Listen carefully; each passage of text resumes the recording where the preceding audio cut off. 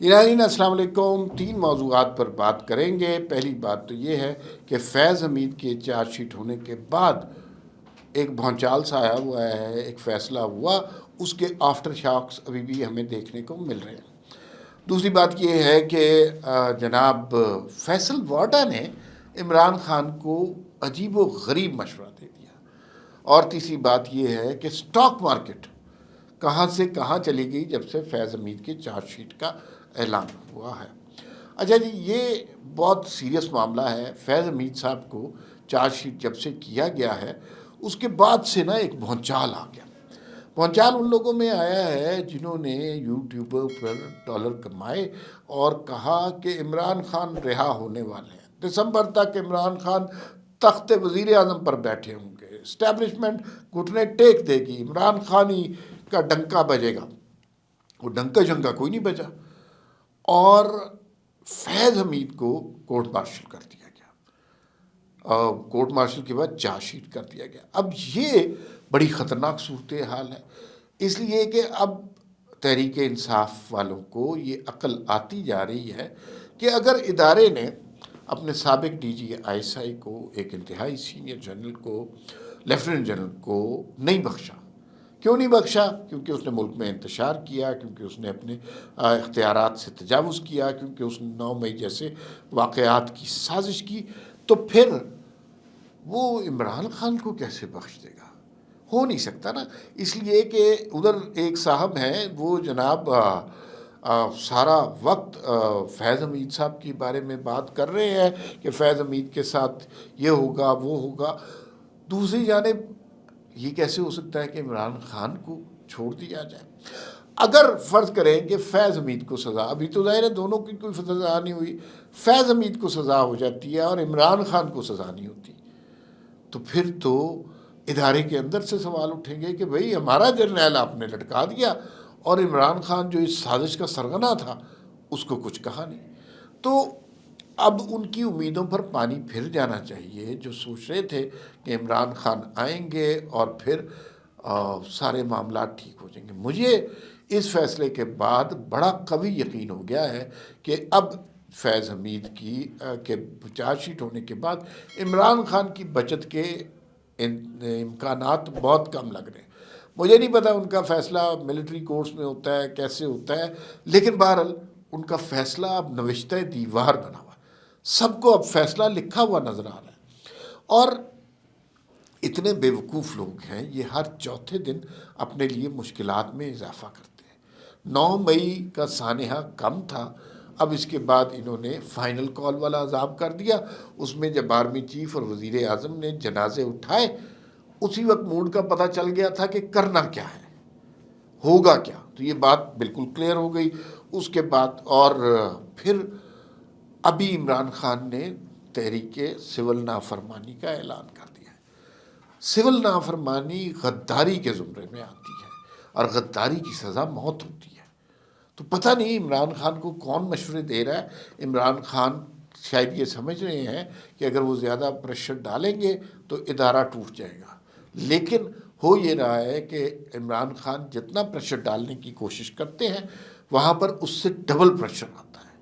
اور اب عمران خان کے ساتھ زیادہ لوگ رہے بھی نہیں ہیں، اب بہت کم لوگ ان کے ساتھ رہ گئے ہیں۔ پنجاب سے کوئی نہیں نکلا، بلوچستان سے کوئی نہیں نکلا، سندھ سے کوئی نہیں نکلا، کے پی کے سے 10-15 ہزار لوگ آتے ہیں، لیکن بس وہ بھی اب مجھے نہیں لگتا کہ اب دوبارہ آئیں گے۔ انصار بھائی صاحب نے خبر دی جناب کہ فیض حمید جو ہیں 50 پی ٹی آئی کے لیڈروں سے رابطے میں تھے۔ بھئی ایک جرنیل آئی ایس آئی کا چیف سے ہی ریٹائر ہو گیا، اب اس کا کیا تعلق ہے فیض پی ٹی آئی کے لوگوں سے؟ اور جبکہ 5 سال کی پابندی ہے کہ آپ کسی قسم کی سیاسی کاموں میں مداخلت نہیں کر سکتے، تو 5 سال کے باوجود وہ کر رہے ہیں مداخلت، اور پھنسے بھی اسی کی وجہ سے ہیں۔ اور بہت خوفناک چیزیں سامنے آ رہی ہیں۔ ابھی جو ہے نا، ابھی تو چارج شیٹ ہوئے ہیں نا، یہ ایک سٹیپ آگے ہے۔ اب لوگ پوچھ رہے ہیں کہ بھئی یہ کتنے دنوں تک یہ فیصلہ ہو جائے گا، آپ جلدی بتائیں۔ تو فیصلہ ہونے میں دیر نہیں لگے گی۔ پہلی بات تو یہ ہے کہ اس کے بارے میں کوئی حتمی تاریخ کا اعلان نہیں کیا گیا کہ اس تاریخ کو فیصلہ ہو جائے گا، لیکن جو ذرائع ہیں وہ یہ بتاتے ہیں کہ اس کی پروسیڈنگ ڈیلی بیسس پر ہوگی.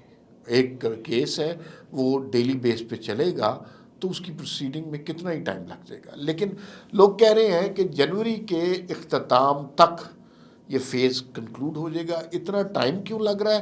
اس لیے کہ سارے شواہد ثبوت دیکھ کر فیض حمید کو پورا قانونی اختیار جواز دے کر یہ فیصلہ کیا جائے گا. یہ فیصلہ جب آئے گا تو اس کے اندر اس بات کا خیال رکھا جائے گا کہ یہ کہیں سے ون سائیڈڈ فیصلہ نہ لگے. اس کے اوپر تمام تر لوگ جو ہیں تسلی کے ساتھ جو ہے وہ انہوں نے سوچ بچار کرنے کے بعد فیصلہ کر سکے گا. یہ فیصلہ جب ہو جائے گا پھر آرمی چیف کے پاس جائے گا اور وہ اس فیصلے کی توثیق کریں گے اور پھر اس کے بعد یہ فیصلہ صدر پاکستان کے پاس جائے گا اور صدر پاکستان ظاہر ہے جو کچھ ریکمینڈ ہوا ہوگا، جو بھی فیصلہ ریکمینڈ ہوا ہوگا وہ اس کو اس کی تصدیق کر دیں گے. یہ اس کا پروسیس ہے. جنوری تک اس کا فیصلہ ہو جانا ہے اور پھر اس کے بعد عمران خان کی کلاس بھی شروع ہو جائے گی. جو چارج شیٹ سے اب تھوڑا تھوڑا لوگوں کو یہ شک ہونا شروع ہو گیا ہے کہ چارج شیٹ کے بعد اب لاٹھی چارج شروع ہوگا. ادارے نے اب کچھ باتوں کا مصمم ارادہ کر لیا ہے کہ یہ سوشل میڈیا پر فیک نیوز، بہتان، دشنام طرازی، گالم گلوچ، الزامات، فوج کے حوالے سے اسٹوپڈ ٹرینڈز، یہ نہیں برداشت ہوگا اب. اور اب اگر جس نے یہ کرنا ہے شوق سے کرے. وہ اب پوری طرح تیاری کر کے بیٹھے ہیں، وہ انتظار میں بیٹھے ہیں کہ کوئی سرفرا اس طرح کی حرکت کرے تو پھر اسے سبق سکھایا جائے. تو اگر آپ کا تعلق تحریک انصاف سے ہے اور آپ یہ ویلاگ سن رہے ہیں تو میرا آپ کو ذاتی مشورہ یہ ہے کہ ذرا احتیاط کیجیے گا. خان صاحب کو آپ کی کوئی پرواہ نہیں ہے، ان کے لیے آپ کی کوئی حیثیت نہیں ہے، لیکن آپ کے خاندان کے لیے آپ کی اہمیت بہت زیادہ ہے. تو اپنے خاندان کا خیال کیجیے گا. جذبات کی راہ میں کسی ایسی سائٹ پر نہ نکل جائیے گا جو پاکستان دشمنی کی، وطن فروشی کے مترادف ہو. یہ آپ نے ذرا خیال رکھنا ہے. باقی آپ کو اپنے سیاسی حقوق کا بالکل حق حاصل ہے، آپ کے سیاسی حقوق ہیں. آپ جس مرضی کو پسند کریں، جس مرضی کو ووٹ ڈالیں، وہ آپ کا سیاسی حق ہے. اچھا، اب ذرا بات کر لیتے ہیں فیصل واڈا نے کیا مشورہ دیا. بڑی عجیب سی بات کی. کسی کی نجی زندگی کے بارے میں یہ بات نہیں کرنی چاہیے کہ فیصل واڈا نے کہا جی کہ عمران خان کو بشرا بی بی کو طلاق دے دیں چاہیے. اب یہ انتہائی نجی مسئلہ ہے. عمران خان شادی رکھتے ہیں نہیں رکھتے، طلاق دیتے ہیں، یہ ان کے ذاتی مسئلے ہیں، ہمیں اس سے کیا. اور فیصل واڈا کو میڈیا پر آ کر یہ بات کرنے کی کیا ضرورت ہے. ایک طبقہ فکر ایسا ہے جو یہ سوچتا ہے کہ عمران خان کو برباد کرنے میں سب سے بڑا ہاتھ بشرا بی بی کا ہے. کوئی ایسا کرامات والی وہ خاتون نہیں ہے. ان کو کچھ ذرائع سے خبریں ملا کرتی تھیں اور وہ خبریں آ کے وہ عمران خان کو بتا دیتی تھی، جیسے کہ کل فلاں کیس کا فیصلہ ہو جائے گا، مجھے کہیں سے غائب سے پتہ چلا.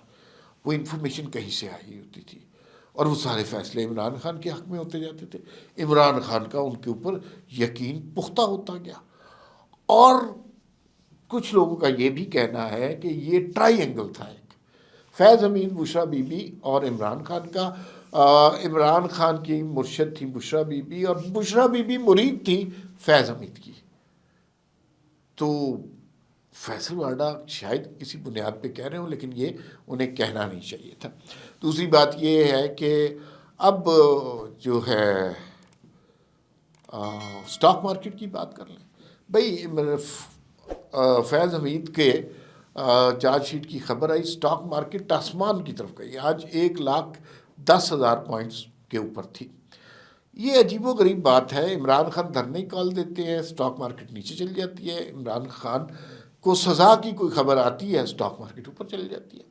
میرے خیال میں یہ نہیں ہے کہ اسٹاک مارکیٹ کو عمران خان سے نفرت یا شہباز شریف سے محبت ہے.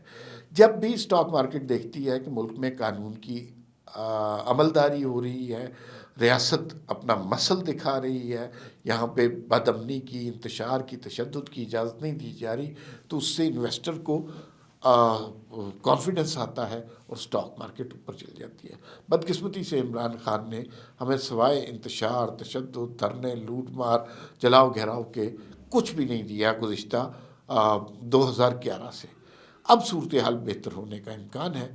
فی الوقت اتنا ہی، پھر ملاقات ہوگی۔ اللہ حافظ۔